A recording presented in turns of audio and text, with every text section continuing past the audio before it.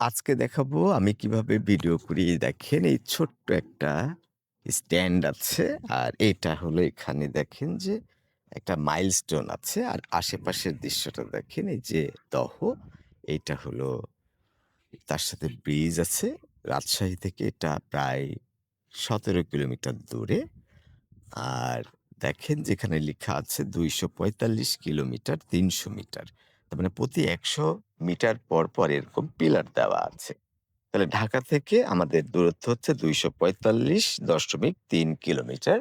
আরো দূরে গেলে ১৭ কিলো দূরে রাজশাহী পাবেন। তার মানে প্রায় ২৫৭ কিলোমিটার দূরে। তো এই যে পিলার, এই পিলারের সাথে দেখেন এই স্ট্যান্ডটা খুবই সুন্দর।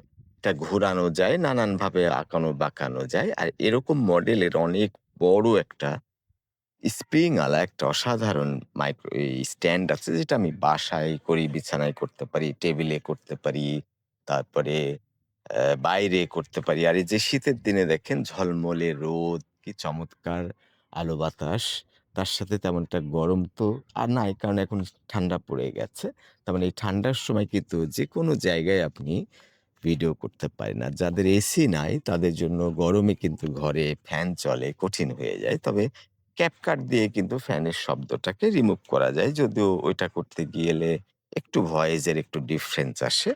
তাহলে এই যে এটা বাঁকানো যায়, এটা ঘোরানো যায়, সবকিছু করা যায়। এই স্ট্যান্ডটা আপনি এরকমভাবে ঘোরানো যায়। তো আপনি এইটা ব্যবহার করতে পারেন।